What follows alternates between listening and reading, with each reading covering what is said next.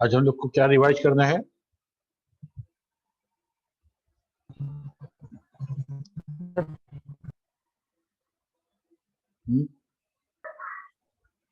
Morning sir.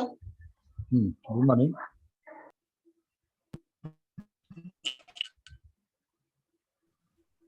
हम लोग memory कर चुके, मल्टीपल फाइल कर चुके, ठीक है। और इसके बाद मेरा बचता है प्रोग्रामिंग वाला पोर्शन। सही बोल रहा है? क्या सर? प्रोग्रामिंग वाला तो हम लोग का भी रिवीजन नहीं ना हुआ है। प्रोग्रामिंग, एसक्यूएल और स्क्रीन डिजाइनिंग ये सब नहीं हुआ सर। ठीक है।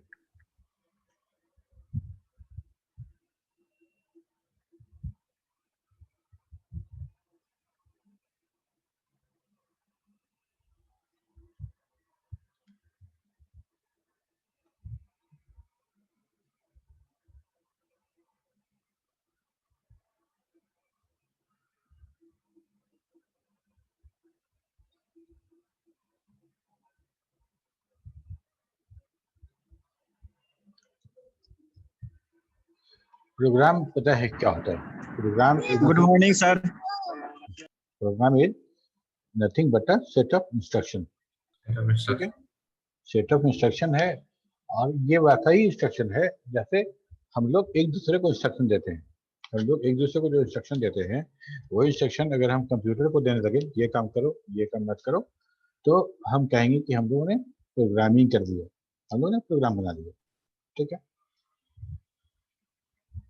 इंस्ट्रक्शन कहने का मतलब हिंदी में तो बोले निर्देश, ठीक है। कोई काम कैसे करना है, अगर कोई काम हम तुमको कराना चाहते हैं और वो तुमको नहीं पता है कैसे होगा, तो हमको निर्देश देना पड़ेगा तुमको कि ये ऐसे ऐसे करोगे तो ये काम हो जाएगा। तो प्रोग्रामिंग में हमको डिसाइड करना है कि हमको करना क्या है, और हम ही को डिसाइड करना है कि ये काम कैसे होगा, क्या प्रोसीजर होगा, क्या एल्गोरिदम होगा, ये भी हम ही डिजाइन करेंगे। कंप्यूटर खुद से कुछ डिजाइन नहीं करने वाला, उसको काम भी बताना पड़ेगा और काम कैसे होना है ये भी बताना पड़ेगा, ठीक है।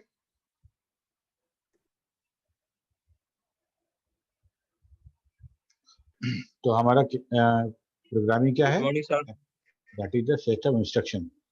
और जब प्रोग्रामिंग की बात करेंगे तो हमारा ट्रांसलेशन भी बहुत इंपॉर्टेंट है। चलिए कि हम जब प्रोग्रामिंग करते हैं और जो जिस लैंग्वेज में हम प्रोग्रामिंग करते हैं और जिस लैंग्वेज में कंप्यूटर उसको समझता है, एग्जीक्यूट करता है, दोनों अलग अलग है, दोनों अलग अलग है। तो हमको बीच में एक ट्रांसलेटर चाहिए, या तो फिर हम कंप्यूटर के भाषा में प्रोग्रामिंग करें, that is the machine code 01 first, जो हमारा जो फर्स्ट जनरेशन कंप्यूटर था वैसा। तो बहुत मुश्किल है 01 के रूप में सारा प्रोग्रामिंग करना। तो हम लोग करते हैं हाई लेवल लैंग्वेज में। तो हाई लेवल लैंग्वेज में करेंगे। हाई लेवल लैंग्वेज में व्हाट सर? Live sir. बिल्कुल वो इंग्लिश लाइक लैंग्वेज है, उसमें हम प्रोग्राम लिखेंगे और उस प्रोग्राम को एक सॉफ्टवेयर है, ट्रांसलेटर सॉफ्टवेयर, उसको ट्रांसलेट करके मशीन अंडरस्टैंडिंग लैंग्वेज में वो कन्वर्ट कर देगा, उसको ट्रांसलेट कर देगा। और उसी ट्रांसलेटर को हम कहते हैं इंटरप्रेटर या कंपाइलर। इंटरप्रेटर और कंपाइलर, ठीक है। इंटरप्रेटर और कंपाइलर का बेसिक डिफरेंस क्या है?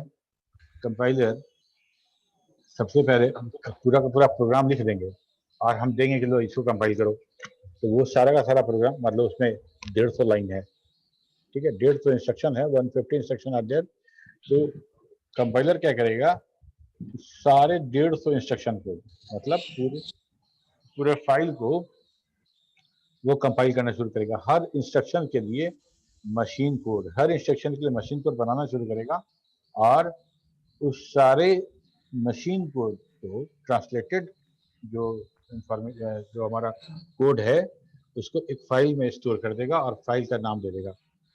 ओके, फाइल का नाम दे देगा। अगर वो एग्जीक्यूटेबल फाइल बना रहा है तो exe होगा, और कोई इंटरमीडिएट फाइल बना रहा है तो इंटरमीडिएट फाइल का जो एक्सटेंशन होगा वो दे देगा हमको। ठीक है। इंटरप्रेटर क्या करेगा? इंटरप्रेटर, समझो कि इंटरप्रेटर छोटा छोटा काम करेगा, एक बार में बड़ा फाइल वो कंपाइल ना करके वो लाइन बाय लाइन कंपाइलेशन करेगा, इसको बोलते हैं इंटरप्रेट कर रहा है। ठीक है, वो क्या करेगा कि हम उसको देंगे 150 लाइन का फाइल कि इसको इंटरप्रेट करिए, ट्रांसलेट करिए। वो पहला लाइन को रीड करेगा और फिर उसका ऑब्जेक्ट कोड बनाएगा, और ऑब्जेक्ट कोड बनाने के बाद वो उसको एग्जीक्यूशन के लिए सबमिट कर देगा प्रोसेसर को। इतना काम करने के बाद तब वो सेकेंड लाइन के पास आएगा, सेकेंड लाइन को पढ़ेगा। ठीक है, और पढ़ने के बाद उसको फिर कंपाइल करेगा उसके ऑब्जेक्ट कोड में, और फिर उसको सेंड कर देगा प्रोसेसर को कि एग्जीक्यूट करा। ठीक है, लो एग्जीक्यूट कराओ, लो एग्जीक्यूट कराओ। ठीक है, तो ये सारा का सारा, तो ये जो लाइन बाय लाइन जो कंपाइलेशन हो रहा है, जो ट्रांसलेटर हमारा लाइन बाय लाइन कंपाइल कर रहा है और फाइल में भी स्टोर नहीं कर रहा है, वो डायरेक्टली प्रोसेसर को भेज रहा है, उसको कहते हैं हम लोग इंटरप्रेटर। ठीक है, इंटरप्रेटर, और पूरा फाइल को कंपाइल किया, कंपाइल करने के बाद वो फाइल बना दिया, उसको बोलते हैं तो कंपाइलर। ठीक है, तो इस तरह से अगर बात करें तो इंटरप्रेटर के साथ ये प्रॉब्लम ये है कि जब जब उसको रन कराएंगे तब तब उसको मेहनत करना पड़ेगा, तब तक उसको मेहनत करना पड़ेगा, और हर उस सेंटेंस को हाई लेवल में लिखा हुआ जो लैंग्वेज है, प्रोग्राम है, सेट ऑफ इंस्ट्रक्शन, उसको वो कन्वर्ट करेगा मशीन कोड में। कंपाइलर के साथ क्या है कि जो मेहनत करना है एक ही बार करना है, जो मेहनत करना है एक बार करना है, फर्स्ट टाइम करना है, और काम करने के बाद वो जो ऑब्जेक्ट कोड बना उसको फाइल में स्टोर कर दिया। नेक्स्ट टाइम जब हम रन कराएंगे तो जितनी बार रन कराएंगे सिर्फ वही कंपाइल्ड कोड जो है फाइल में रखा हुआ है वही रन करेगा। अब कंपाइलर को दोबारा उसको कंपाइल नहीं करना है, उसको मेहनत नहीं करना है। ठीक है, तो इसीलिए हम लोग कहते हैं कि कंपाइलर बेस्ड लैंग्वेज जो होता है वो फास्ट होता है, वो फास्ट होता है, और इंटरप्रेटर बेस्ड जो होता है वो स्लो होता है। ठीक है, यहाँ तक बात समझ में आ रही है? Yes, sir. Yes sir.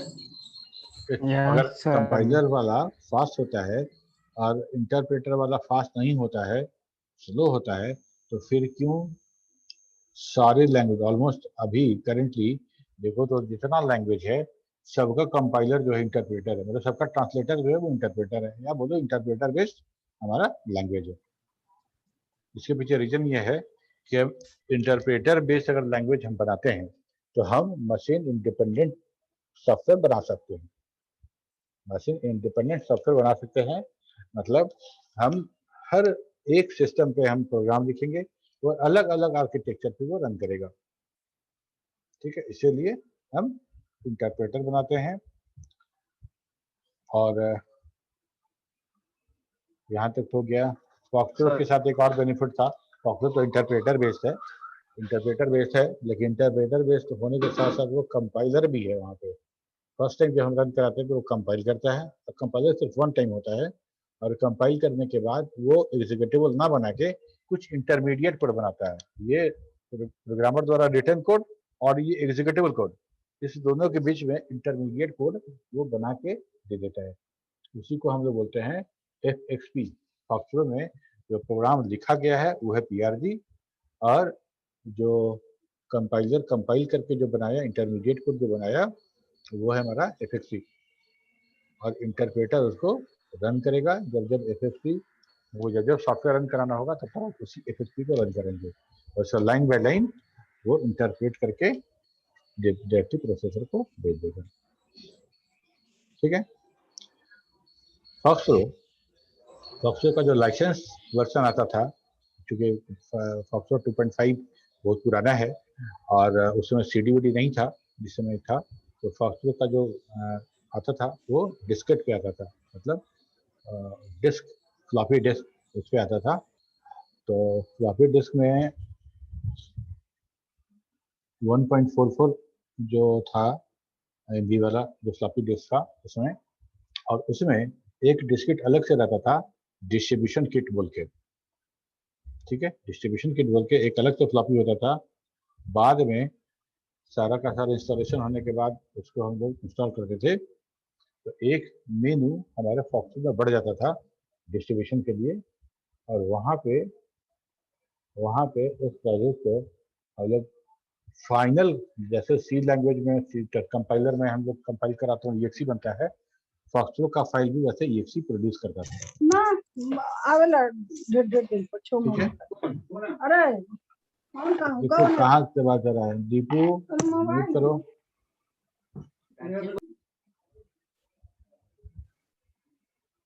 ठीक है, तो उस कंडीशन में हमारा जो फॉक्सट्रो का प्रोग्राम है वो एग्जीक्यूटेबल बन जाता था।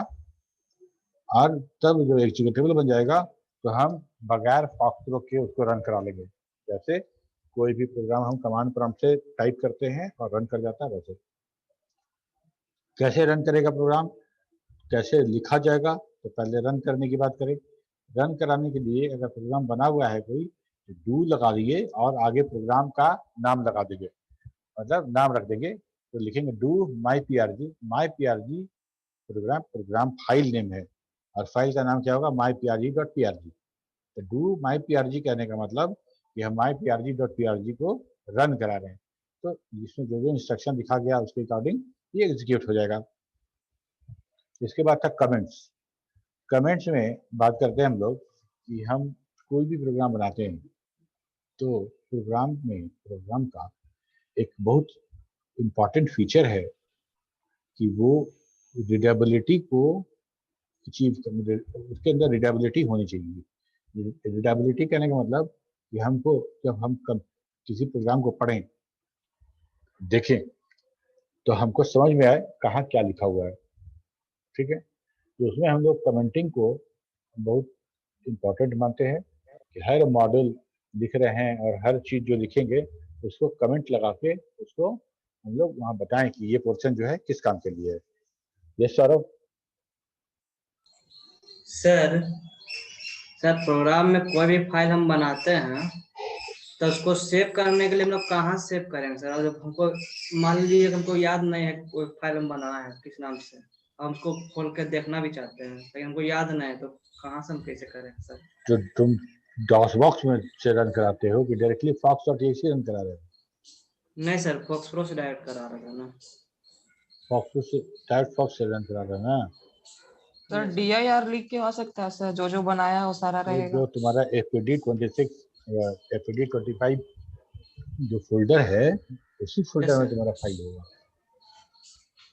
सर। जहाँ 26 का जो फोल्डर उसी में होगा। हाँ, तुम्हारा जो fox.exe तुम रन कराए, यस सर। fox.exe कैसे रन कराओगे?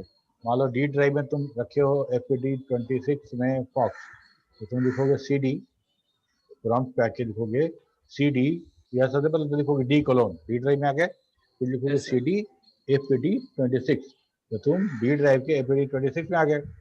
अब वहाँ तुम फॉक्स लिख के एंटर प्रेस करोगे तो रन हो जाएगा। तुम्हारा एक्टिव डायरेक्टरी कौन सा हुआ? डी ड्राइव का fpd26, यही ना हुआ? Yes sir. वहाँ जाके तुम फॉक्स लिखे रन कर गया, तुम्हारा जो करंट डायरेक्टरी है सारा फाइल वहीं सेव होगा।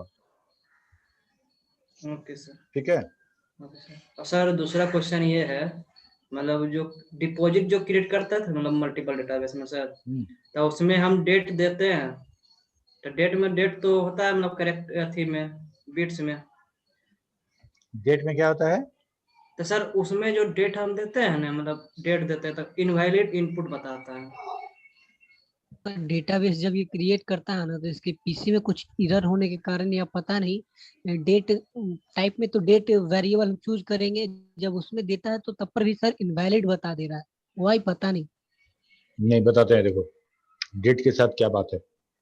डेट बाय डिफॉल्ट जो है वो हमारा अमेरिकन फॉर्मेट में होगा। Yes sir. ठीक है, डेट हमेशा हमेशा अमेरिकन फॉर्मेट में होगा। और अमेरिकन फॉर्मेट में कहने मतलब पहले मंथ तब डेट, पहले मंथ यस सर। तब डेट। और हम लोग का जो अपना फॉर्मेट है जिसमें हम लोग डेट पहले लिखते हैं, ब्रिटिश DDMM बाय जो ब्रिटिश फॉर्मेट है पहले हम डी लिखते हैं, पहले डेट लिखते हैं और तब MM लिखते हैं, तब मंथ लिखते हैं। अगर मान लो कि MMDDYY वाला फॉर्मेट में हम DDMMYY लिखेंगे तब क्या होगा? अगर हम 12 से ऊपर मतलब 13 तारीख लिख रहे हैं, 13 डेट लिख रहे हैं और मंथ में 13 लिख दिए, आज का आज कितना डेट है? 2 तारीख सिक्स है। मंथ चल रहा है, आज का तारीख है मेरा 2 7th मंथ है, 2 जुलाई, 2 Yes, जुलाई sir. है। ठीक है, मान लो आज 13 जुलाई होता, 13 जुलाई होता तो तुम क्या लिखते 13/07, ऐसा लिखते। Yes, sir. Yes, sir. Yes, sir. और अगर ये MMDD वाला फॉर्मेट है तो तुम्हारा क्या हो जाएगा 13वां महीना और दूसरा तारीख। Yes, sir. ठीक है, नहीं, हाँ 13वां महीना और दूसरा तारीख उलट जाएगा, Yes, इसको sir. इनवैलिड बता देगा। ठीक है, Okay, तो sir. सबसे अच्छा समझ तरीका गए। क्या है कि अगर तुम प्रोग्राम में डेट यूज कर रहे हो तो प्रोग्राम के सबसे ऊपर में जहाँ क्लियर और क्लियर लिखते हैं हम लोग, से टक ऑफ लिखते हैं, वहाँ पे तुम डेट का वो चेंज कर दो, वो फॉर्मेट चेंज कर दो और सेंचुरी ऑन कर दो, तब कोई दिक्कत नहीं होगा। अगर हम लिख देंगे set date century, sorry set date British at On. Set century on, ये दो Yes. तुम यूज कर दो। ठीक है, तो सर Yes, कोई sir. दिक्कत तुमको डेट में नहीं आएगी। ये Okay. सर समझ गए कहाँ मेरा गलती है। Thank you sir. ठीक है, और ये तो हो गया एग्जीक्यूशन का।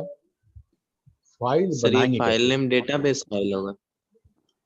है? सर फाइल नेम कोई डेटाबेस होगा ना? नहीं भाई, प्रोग्राम फाइल है, PRG फाइल है, डेटाबेस तो DBF फाइल था ना, यस। ये प्रोग्राम फाइल है। इसके अंदर इंस्ट्रक्शन लिखेंगे हम, इसको कंप्यूटर एग्जीक्यूट कराएगा लाइन बाय लाइन। ओके। ठीक है, तो प्रोग्राम लिखेंगे कैसे? हाँ, यस वीरेंद्र। सौरभ तुम हैंड सर डाउन कर कमांड दो। पर मोड से जो रन करवाते हैं फाइल को कैसे करवाते हैं सर? कमांड मोड से कमांड पर मोड से रन करवाता है ना सर, वो कैसे करवाते हैं? कमांड प्रॉम्प्ट से कैसे रन कराते हैं? Yes sir. तो फॉक्सट्रो तुम जिस फोल्डर में तुम रन रखे हो उस फोल्डर को तुम खोलोगे तो वहां तुमको fox.exe यस सर। और foxtro.exe दो फाइल मिलेगा। ठीक है, फॉक्सट्रो का वही एग्जीक्यूटेबल फाइल है, वही रन कराना है तुमको। और हम डॉस प्रॉम्प्ट से, कमांड प्रॉम्प्ट से अगर किसी प्रोग्राम को रन कराना है तो उस प्रोग्राम का नाम लिखना पड़ता है, फाइल का नाम लिखना पड़ता है, एक्सटेंशन की आवश्यकता नहीं है। fox.exe लिखो या सिर्फ fox लिखो, दोनों रन करेगा। ठीक है, तो हमको fox रन कराने के लिए जिस फोल्डर में fox है, fox.exe जिस फोल्डर में है, उस फोल्डर को एक्टिव डायरेक्टरी बनाना पड़ेगा, या यूं बोलो कि हमको वहां जाना पड़ेगा, हमको वहां जाना पड़ेगा और तब जाके हम उसका नाम लिख देंगे तो रन कर जाएगा। समझ में आया या समझाएं? यस सर, एक बार समझा दीजिए सर। ठीक है, देखो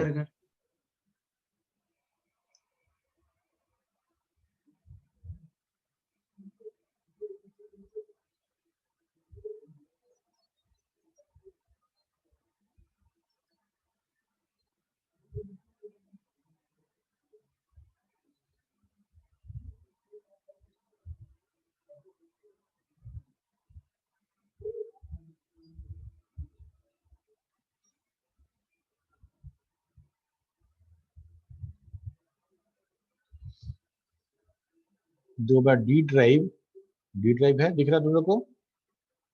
डी ड्राइव में हमारा FPD26 फोल्डर है। ठीक है, यस सर। इस फोल्डर को अगर ओपन करते हैं तो हमको यहाँ पे मिलेगा fox.exe,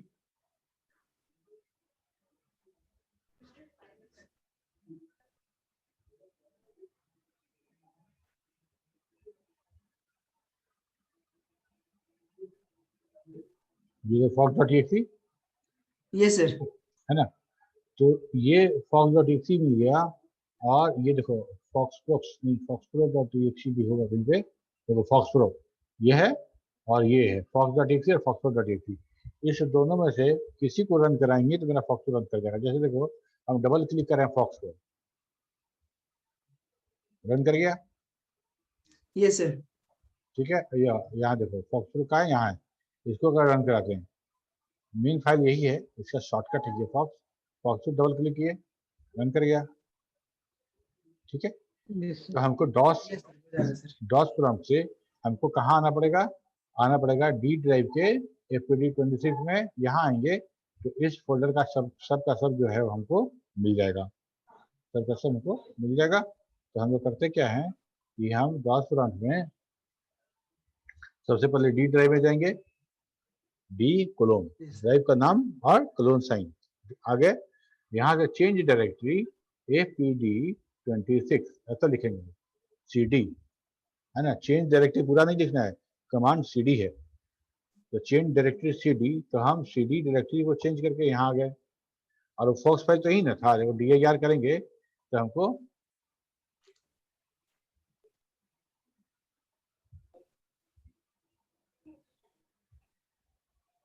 DIR/P मतलब पेज गाइड, ठीक है, एक पेज दिखाया, ठीक है। यहाँ पे टेम्परेरी फाइल सब है, ये भी टेम्प है, ये भी टेम्प है। यहाँ देखो, यहाँ के बाद आया तो मेरा B से शुरू हो रहा है, B के बाद देखो fox.exe है ना, यहाँ पे fox.exe Yes, sir. है और foxtrot.exe है, दो फाइल है यहाँ पे। तो ये कहाँ है, वहाँ है जहाँ पे अभी हम खड़े हैं। कहाँ खड़े हैं, डी ड्राइव के फॉक्सट्रोट में, ये ड्राइव को Foxtrot में डी ड्राइव के फॉक्सट्रोट में खड़े हैं, ठीक है। ठीक है सर। तो हम यहाँ पे आ गए। अब वो करना क्या है कि हम यहाँ पे लिखेंगे फॉक्स या फॉक्सट्रोट और प्रेस कर देंगे इंटर, रन कर गया, ठीक है। ये सर क्लियर हो गया sir. Saurabh Okay. Kumar, why you are laughing?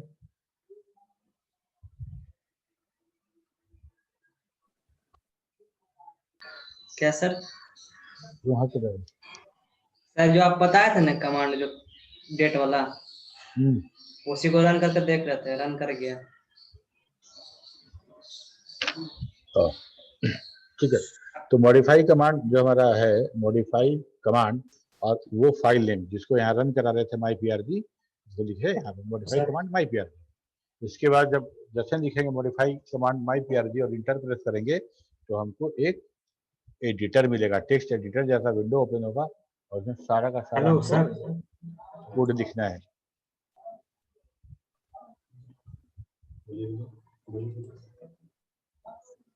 हाँ शुभम। सर कोई भी सॉफ्टवेयर को बिना इंस्टॉल किए हम कमांड प्रॉम्प्ट से रन करवा सकते हैं? देखो डॉस का जितना भी सॉफ्टवेयर होता था, ठीक है, डॉस में, डॉस बेस्ड, उसमें अभी का इंस्टॉलेशन से उसका इंस्टॉलेशन में अंतर था, ठीक है।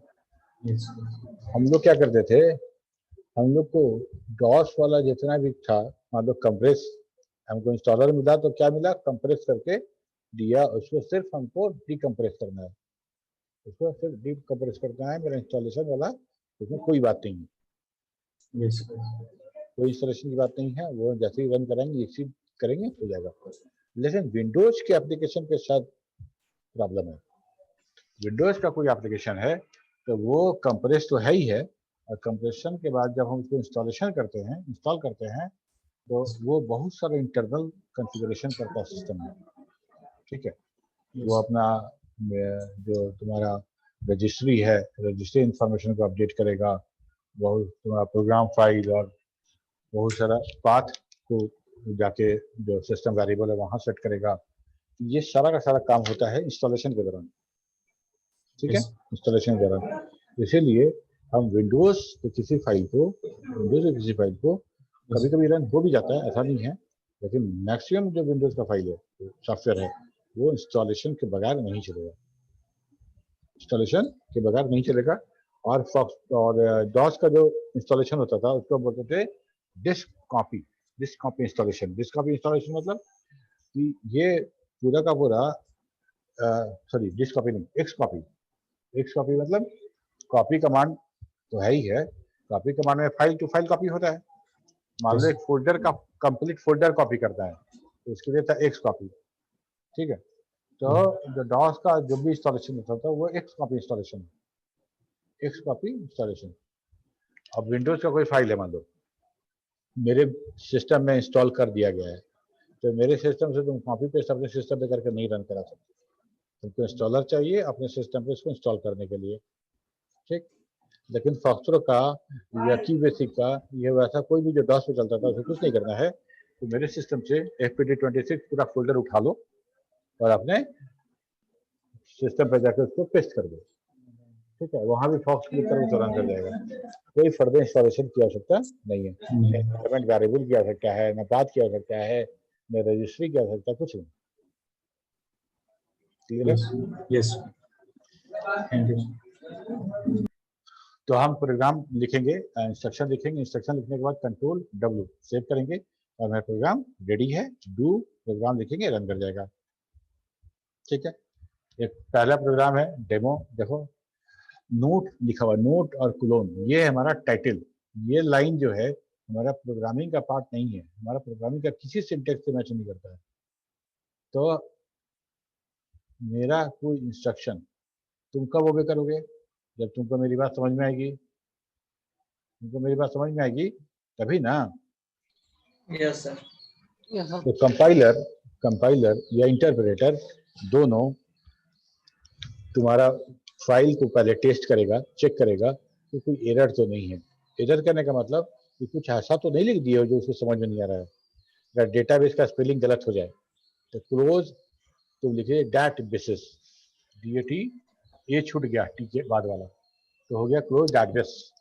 तो फॉक्सो बोला कि भाई डेटाबेस तो हम जानते हैं, डेटाबेस क्या है उसको समझ में नहीं आएगा, तब वहां पे वो एरर देगा। एरर देगा मतलब जैसे हम कुछ बोले, तुम बोले समझे नहीं सर, दोबारा बोलिए, है ना, तो सर नहीं समझ में आया, तो वही कंपाइलर बोलता है कि नहीं समझ में आया, उसी को हम लोग बोलते हैं कि एरर मैसेज सिंटैटिकल एरर है, सिंटेक्स एरर हो गया, ठीक है। तो एरर चेकिंग जो है तो कंपाइलर और इंटरप्रेटर करेगा ही, वो उसका बोलते हैं कि पहला काम वही है कि तुम जो लिखे हो उसको वो समझ में आए, ठीक है। नेचर वही है ना सर? नेचर वही, सबका वही है।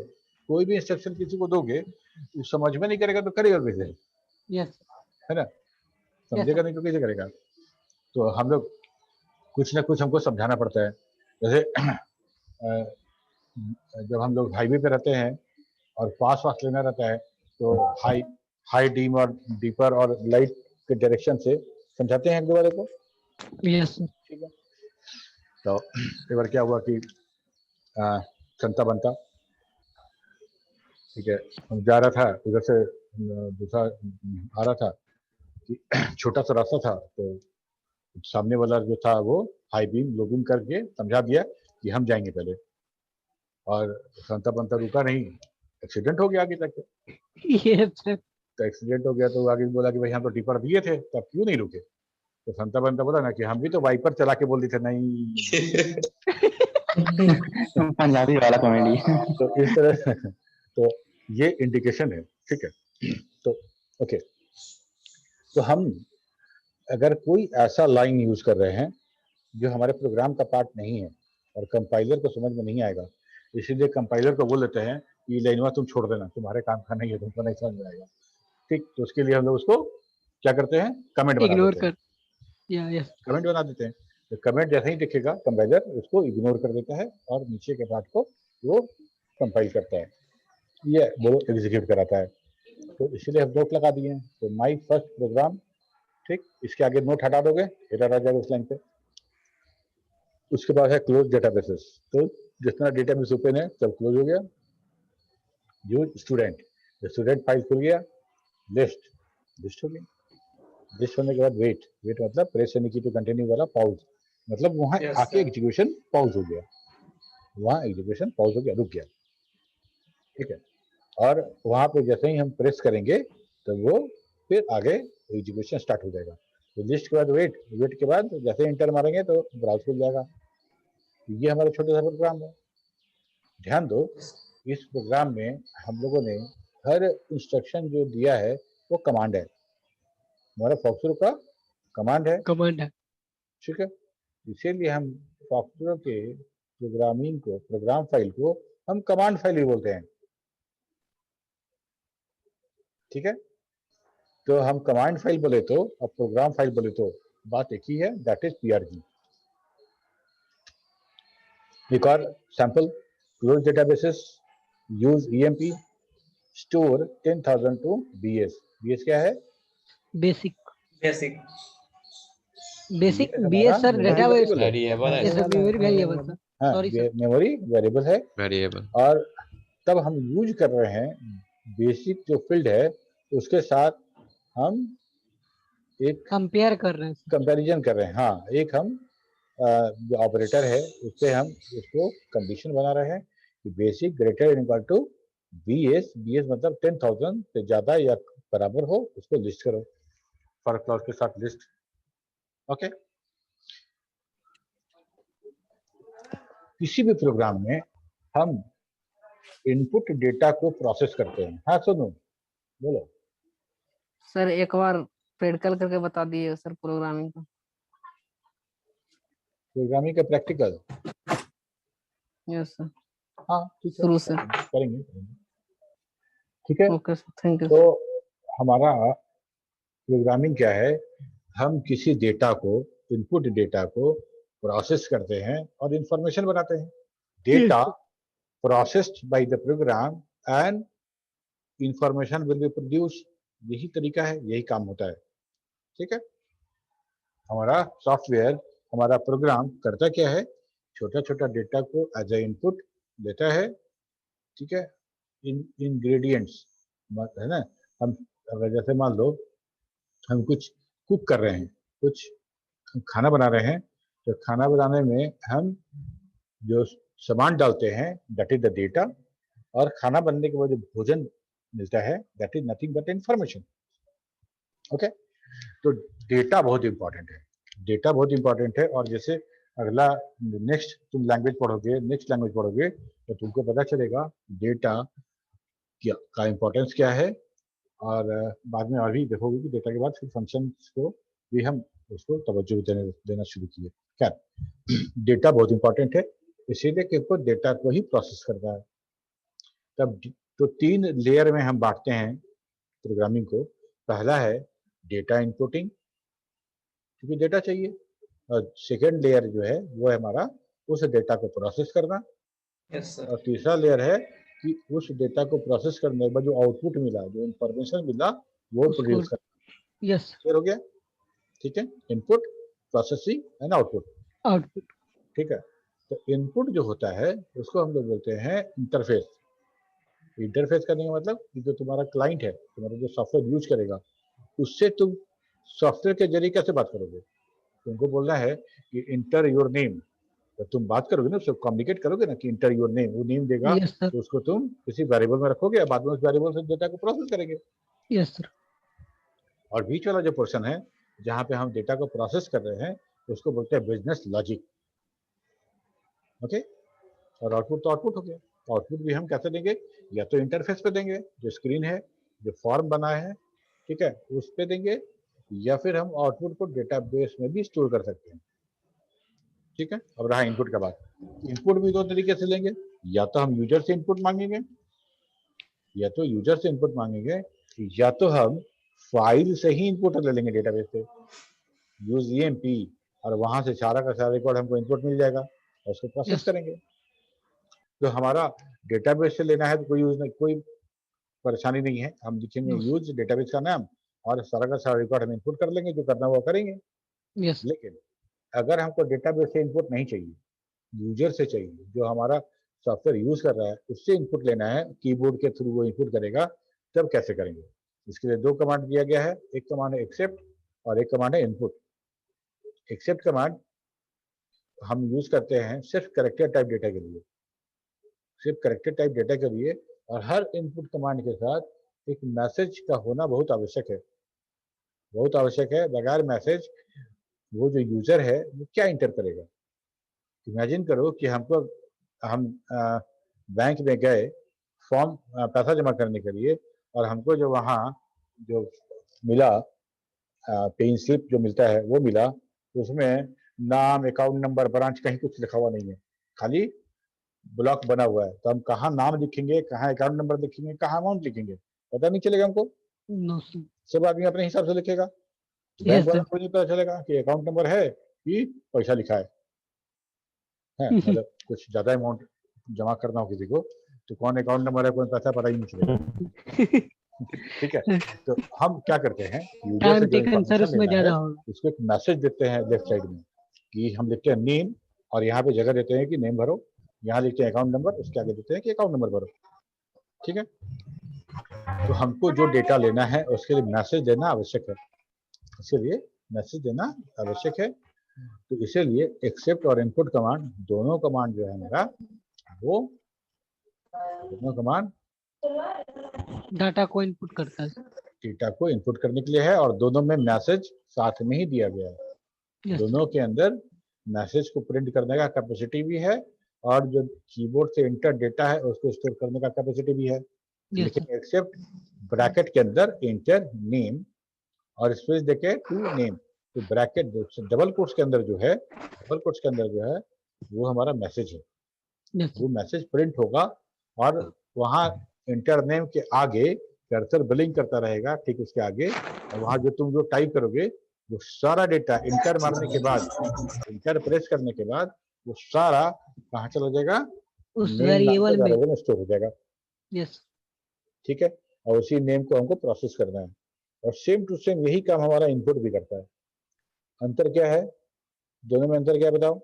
यस सर, इसमें अंतर है कि एक्सेप्ट कमांड है जो सिर्फ कैरेक्टर टाइप के डेटा को एक्सेप्ट करता है और इनपुट कमांड है जो वेरियस टाइप के डेटा को एक्सेप्ट करता है।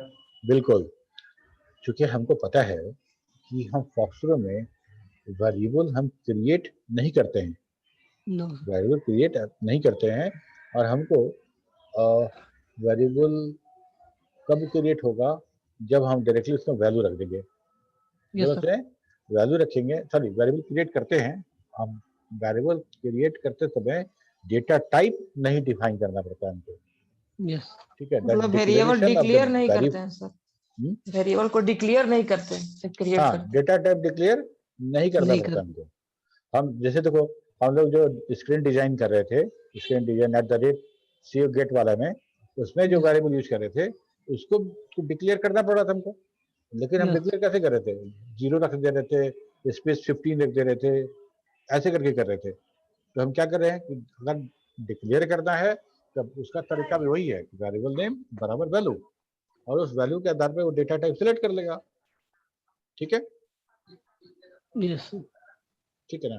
तो अब यहाँ पे जब इनपुट डेटा है जो वेरियस टाइप ऑफ डेटा को देगा, इनपुट कराएगा, तो कैसे पता चलेगा कि हम कौन सा डेटा दे रहे हैं? कंफ्यूजन हो सकता है, बहुत सारा डेटा बहुत ऐसा हो सकता है कि हम देना चाह रहे हों, हम क्या कहते हैं, हम करेक्टर देना चाह रहे हैं, लेकिन वो हो सकता है कि कब मेरा सॉफ्टवेयर उसको न्यूमेरिक समझ ले, जैसे roll number, pin code, phone number, ये हमारा देखने में तो न्यूमेरिक जैसा है तो न्यूमेरिक डेटा, सॉरी यस, है तो डिजिट्स में देखने में न्यूमेरिक जैसा लग रहा है, लेकिन है करेक्टर टाइप डेटा, जैसा नो यस सर, क्यों करेक्टर टाइप डेटा क्यों है?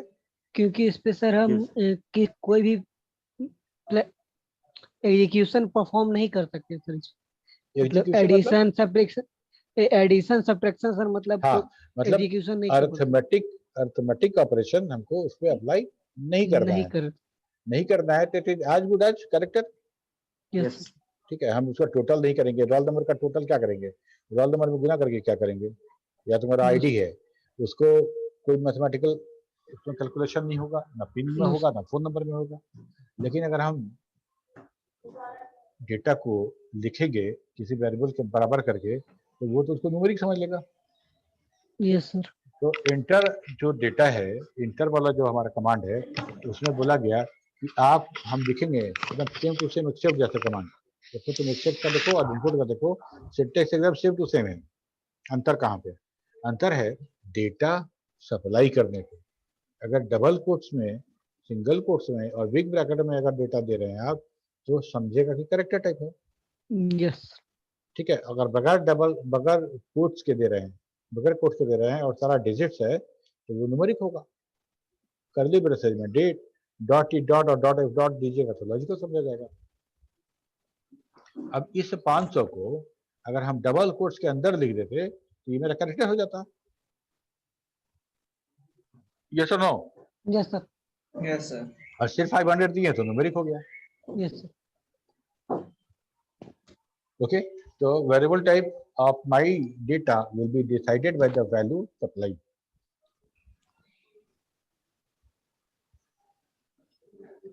इसके बाद यहाँ तो हो गया मेरा पहला वाला part clear, data inputting clear. Data input दो तरीके से होगा, आइदर बाय द कीबोर्ड और फ्रॉम द डेटाबेसेस। डेटाबेस से लेना होगा तो यूज करके डेटाबेस ओपन करेंगे और नेम, रोल नंबर, फिजिक्स का मार्क्स, सारा डेटा अवेलेबल है। जो चाहिए वो नाम लिखो उसका और उसको यूज कर लो। और कीबोर्ड से लेना है तो एक्सेप्ट या इनपुट। पहला पार्ट कंप्लीट। अब सेकंड पार्ट में आते हैं जहां पे हम उसको प्रोसेसिंग करेंगे। जहां पे प्रोसेसिंग करेंगे जिसको हम बिजनेस लॉजिक बोलते हैं। ठीक है, जो बिजनेस लॉजिक वाला जो पार्ट है हमारा, उसका दो कंपोनेंट है। एक है डिसीजन मेकिंग और दूसरा है लूपिंग।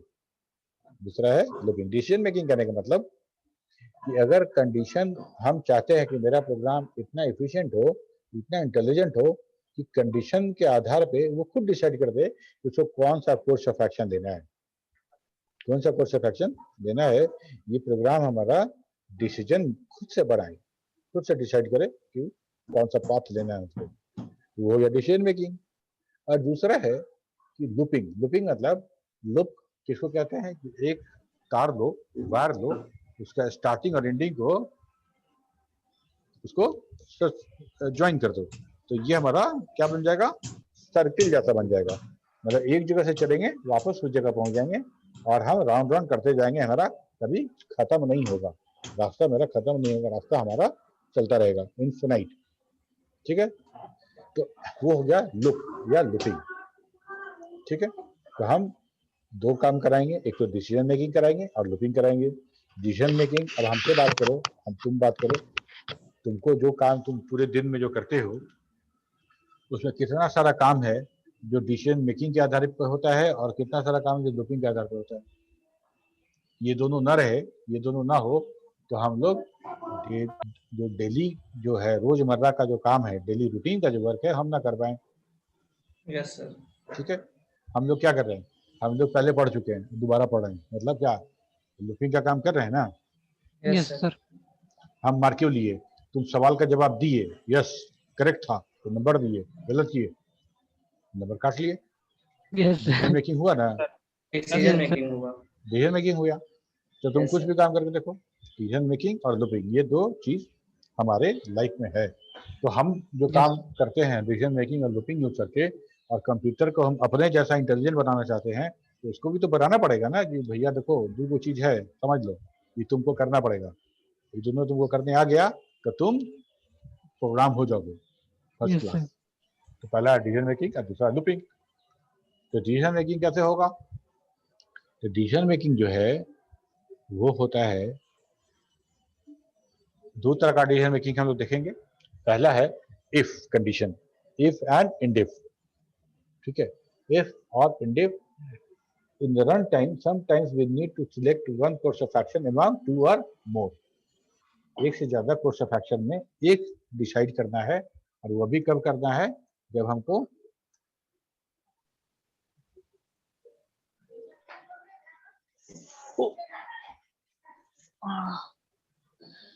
हाँ हमको रन टाइम में, मतलब हम प्रोग्राम लिख के दिए हुए हैं, हमको वहां पर प्रोग्रामर खुद का डिसीजन बताने के लिए नहीं है।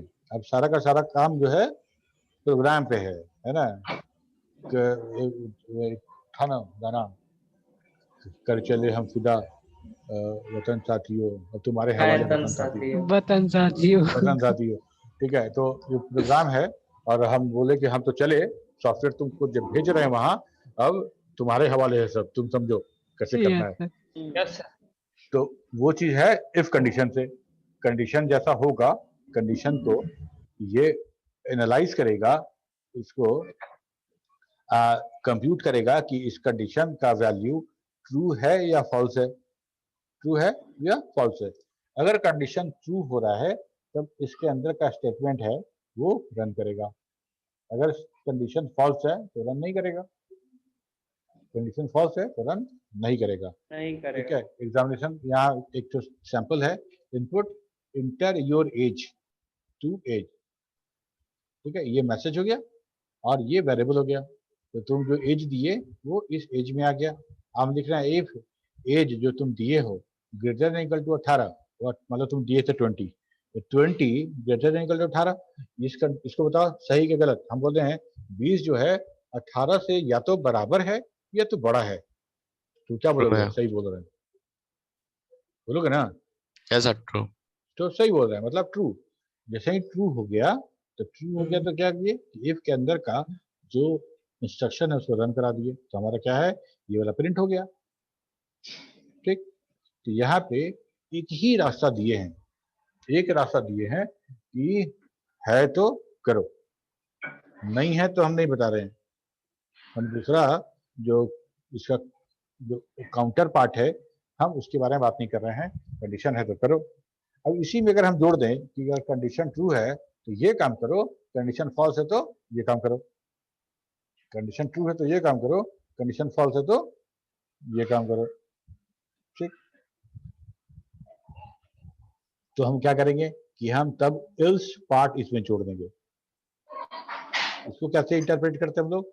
इफ कंडीशन इज ट्रू, ध्यान से सुनना, if condition is true then if body, the statement of the if body will execute. If the condition is true, then if body will execute, else body will execute. मतलब अगर if condition सही है, true है, तो if का body run करेगा, नहीं तो else का बॉडी रन करेगा।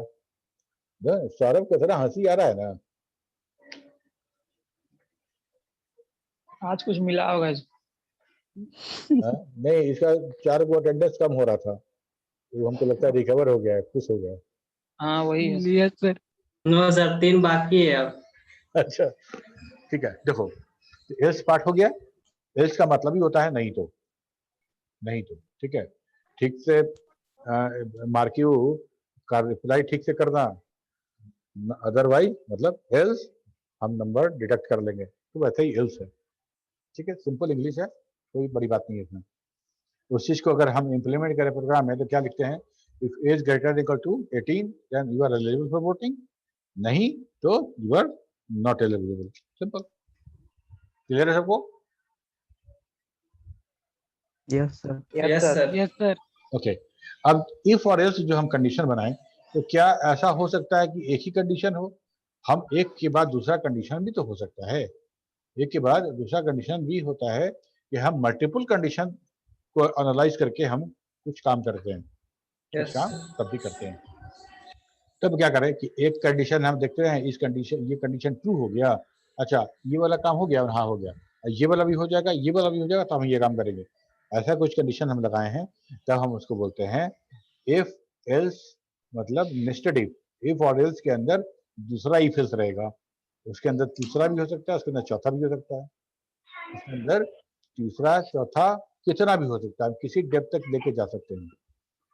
ठीक है, ये कुछ उस तरह का बात है कि अगर हम कहीं जा रहे हैं, मान लो हम एयरपोर्ट गए, एयरपोर्ट के दरवाजे पे कोई खड़ा है, जो हमारा CISF का जवान है, हमसे पूछा कुछ, ठीक है, मेरा आंसर हाँ या ना, ट्रू या फॉल्स में हम आंसर देंगे। तो ट्रू में हमको उस दरवाजे से इंटर कराएगा और फॉल्स में इस दरवाजे से इंटर कराएगा। ठीक है, तो पहला इफ लूप हो गया। मान लो हम कुछ बोले ट्रू हो गया, तो ट्रू हो गया तो बोला इस दरवाजे से जाइए आप। अब इस दरवाजे से गए, अंदर एक और पुलिस मिल गया, तो भी हमसे सवाल किया, उसको अभी हम यस और नो बोलेंगे। उसको यस बोलेंगे तो बोलेगा इस दरवाजे जाइए, हम बोलेंगे नो तो इस दरवाजे जाइए, हम उसको बोले नो, तो यस में भेज दिया हमको। ठीक है, वहाँ एक और पुलिस वाला हो सकता है पूछे।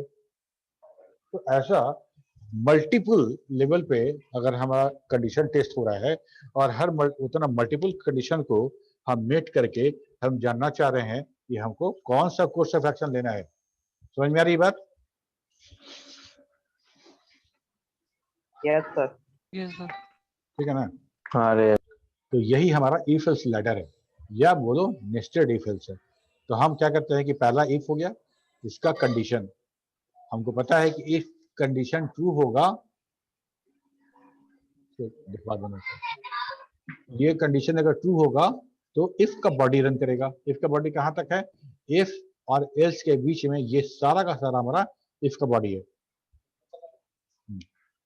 नहीं, इफ का ये पूरा का पूरा इफ का बॉडी है, ठीक है। तो इस इफ के बॉडी में यही इफ भी तो है ना? Yes sir.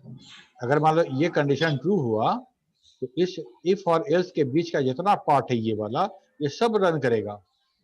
तो उसे इफ वाला स्टेटमेंट 1 रन कर गया, तो जब इफ पे आया फिर कंडीशन, ये कंडीशन फिर देखा जाएगा ट्रू या फॉल्स।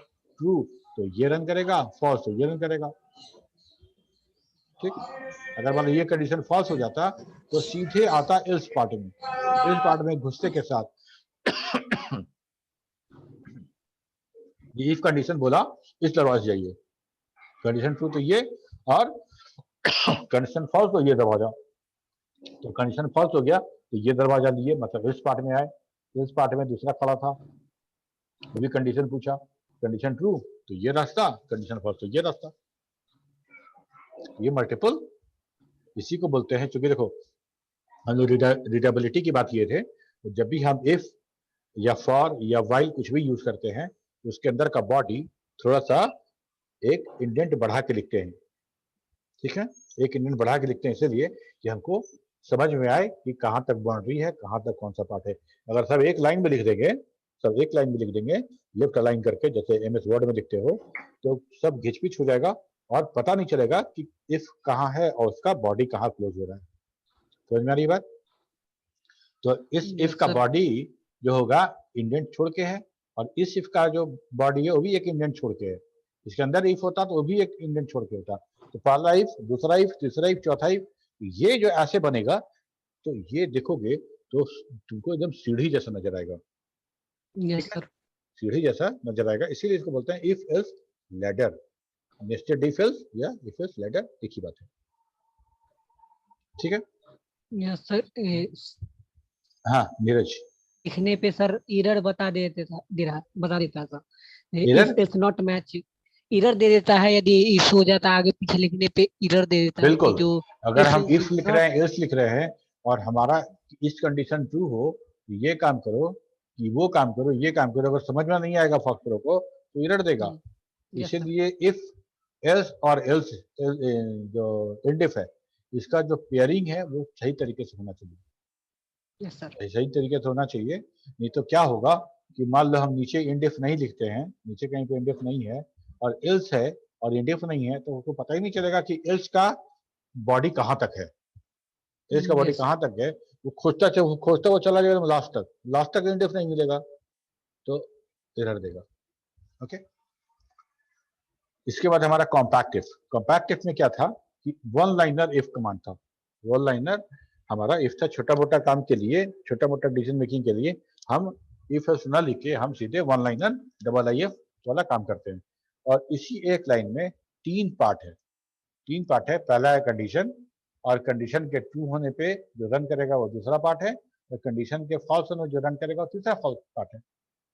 अभी जो हम लोग वोटिंग वाला देख रहे थे उसको, इस प्रोग्राम को देखो, if age greater equal to 18 that is the condition, और ये कंडीशन ट्रू है तो ये वाला रन करेगा, और ये कंडीशन फॉल्स है तो ये वाला रन करेगा। सारा का सारा काम मेरा एक कमांड से हो गया। ओके, क्या हम IIF को यूज करके कुछ नेस्टेड इफ का काम कर सकते हैं क्या? सोचिए बताओ।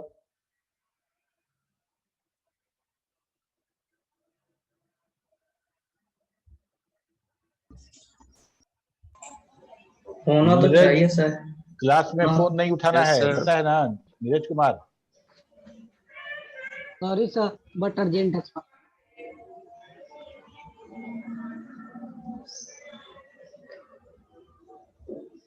क्या हम IIF यूज करके नेस्टेड इफ का काम कर सकते हैं, यस और no? Yes sir. Yes sir, कर सकते हैं सर। जैसे इफ कंडीशन है, उसके बाद सर एक क्वेश्चन नीरज ने पूछा था, याद है सर हमको आपसे, कंडीशन लगा के उसके बाद यहाँ पे भी इफ लगा देंगे सर। बिल्कुल। अगर मान लो इस कंडीशन पे एज ग्रेटर इक्वल टू 18 और यहाँ पे एक दूसरा IIF का पूरा हम लिख दें तो हमारा क्या होगा कि ये अगर ये ट्रू है तो इस पे आएगा और यहाँ फिर उसको डबल IF मिलेगा, तो उसके अंदर फिर कंडीशन होगा, उसका ट्रू पार्ट होगा, फॉल्स पार्ट होगा। तो ऐसे करके हम अचीव कर सकते हैं कि हम कैसे करेंगे नेस्टेड वाला काम। ठीक है, यहाँ तो कोई दिक्कत किसी को? No sir. ठीक है, इसके बाद हम इसमें जो कंडीशन वाला जो है कंडीशन मेकिंग है, इसमें इसके बाद हम देखेंगे स्विच केस देखेंगे। सर पर नेस्टेड इफ वाला प्रेफर नहीं ना करेंगे सर, बहुत कॉम्प्लिकेट हो जाएगा बहुत इसमें ज्यादा। बनाना। देखो नेस्टेड वाला प्रेफर ऐसा है कि जब एक से ज्यादा कंडीशन होगा तो हमको करना पड़ता है। हाँ तो लेकिन वो ये भी नेस्टेड इफ से ही बनाएंगे सर, पर IIF में बनाना नेसेसरी नहीं ना है, इसमें तो नहीं कॉम्प्लिकेट हो बिल्कुल जाएगा नहीं, सर। बिल्कुल नहीं। नो ये सर, फिर वही वही बहुत ज्यादा readability वाला problem कॉम्प्लिकेटेड होगा। हो जाता है सर। हाँ, जो अगर ओके ये सर। वन लाइनर दिया है तो हम लोग कोशिश करें कि वन लाइनर का ही काम करने से, और इससे Yes, ज्यादा sir. जब हो तो हम जो जनरल Nested है if. वो हम यूज करें। Yes okay sir. ठीक है, क्या कह रहे थे कि ये यहाँ तक तो मेरा हो गया। सर इसके बाद सर इफ और IIF में दोनों में अंतर क्या है, डिफरेंस क्या है इसमें? ये कॉम्पैक्ट इफ है, कॉम्पैक्ट इफ या इमीडिएट इफ बोलते हैं इसको, और वो इफ है जो जनरल इफ है डिसीजन मेकिंग। ये वन लाइनर इफ कंडीशन है, एक लाइन में तुम्हारा सब काम हो गया, ओके सर। सब काम। लेकिन यहाँ पे एक लिमिटेशन है, लिमिटेशन ये है कि ये ट्रू होने के बाद सिर्फ तुम एक स्टेटमेंट ही रन करा सकते हो। कहने का मतलब कि देखो यहाँ पे क्या था कि एक स्टेटमेंट ही रन करा रहे हम लोग। Yes sir. मल्टीपल स्टेटमेंट अगर होता तो हम IIF यूज नहीं कर सकते थे, लेकिन अगर ट्रू होने पे एक स्टेटमेंट रन कराना है और फॉल्स होने पे भी एक स्टेटमेंट रन कराना है, तो हम इतना बड़ा कंडीशन क्यों लिखें। ठीक है, तो हम क्या करेंगे कि एक कंडीशन